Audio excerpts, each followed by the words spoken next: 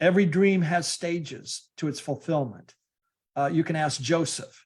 He had to go through a lot of things, didn't he, before his dream was fulfilled. Even Mary and Joseph, as they, in a human sense, parented Jesus for 30 years before he really did a notable miracle. So there's stages, there's things that you must walk through. There's a process between the dream being birthed and the dream being fulfilled. You may not like the process, but God, you can't avoid it. It's just there. It's kind of like, okay, you got to get a root canal. Just get it. Just, belly up to the dentist, set the appointment and get your root canal and get her done.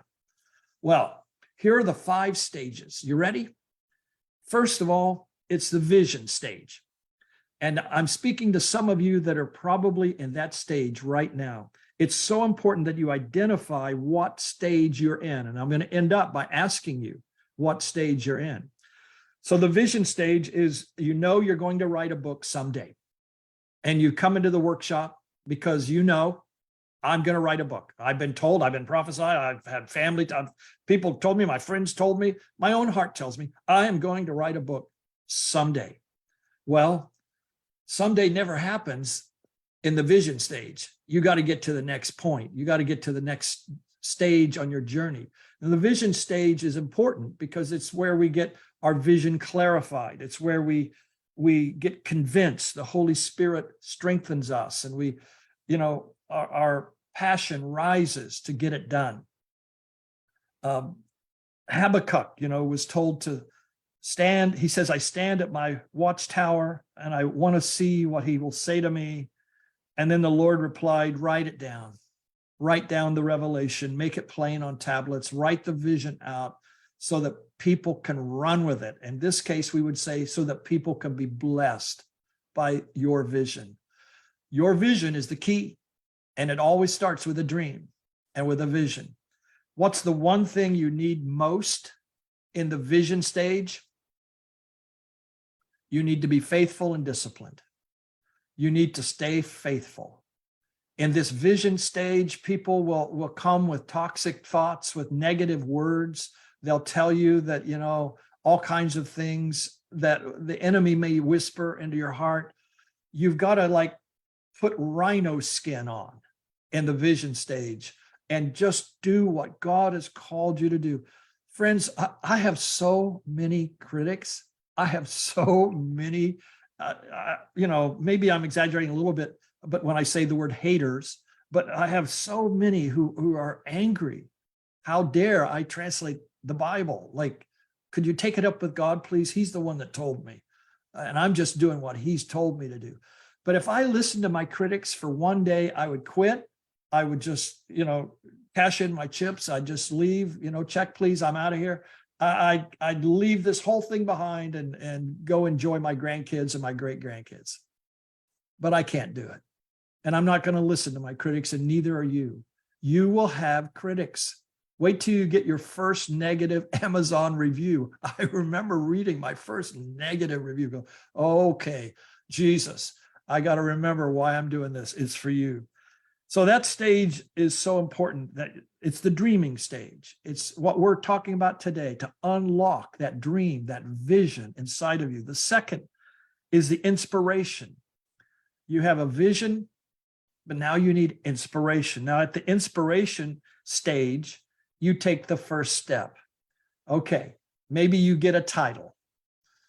Maybe you don't. Maybe you get chapters. Maybe you get an outline. Maybe you get, you get inspiration of who you're writing for, the specific audience. It's so important that you identify that. So in this stage, your book, your movie, your dream, the thing that God has put in you, the song that you're going to write, or the poetry, or whatever it is, the creativity that's going to flow out of you. In this inspiration stage, you need to stay inspired. You need to let the Holy Spirit, the Ruach of God, the breath of God, breathe upon you. Take lots of time to soak. Take lots of time to be in his presence. Enjoy him. He loves you not because you're a writer. He loves you because you're a lover. You're his partner, not a project. He's not going to simply use you. He's going to wear you. He's going to put you on as his garment. You're going to be a lookalike of Jesus Christ. That's your true identity. And as you understand that identity in your process, you can stay inspired. Be around people that are creative and inspirational. Tune out the negativity, tune out toxic thoughts and toxic words and self-talk that will take you into negativity. Tune it out and just let the creative inspiration of God burn inside of your soul. Now this is a great stage to be in. You've started some stuff. You know, you stood before the computer screen or sat there and stared at it for 30 seconds before you do anything, but you've done something. All right. You're moving forward. It's not a vision. You're inspired. The third is the revelation stage. The revelation stage. Now you're well on your way. You've done a chapter. The book has begun. You started the dream to move forward. You've designed something unique. Your creativity is starting to kick in.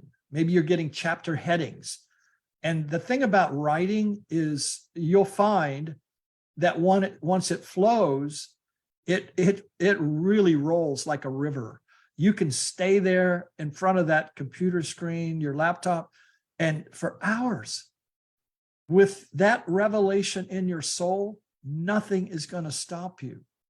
So your thoughts are growing brighter. You're more filled with light. The time you've spent with God as an author is now paying off. And revelation will come to you. You may even have a dream where God will speak to you in the whispers of the night and give you stuff. That's why you always want to have paper or or your phone nearby where you can put information that God's giving you. It'll come while you're out shopping. It can come while you're in a church service.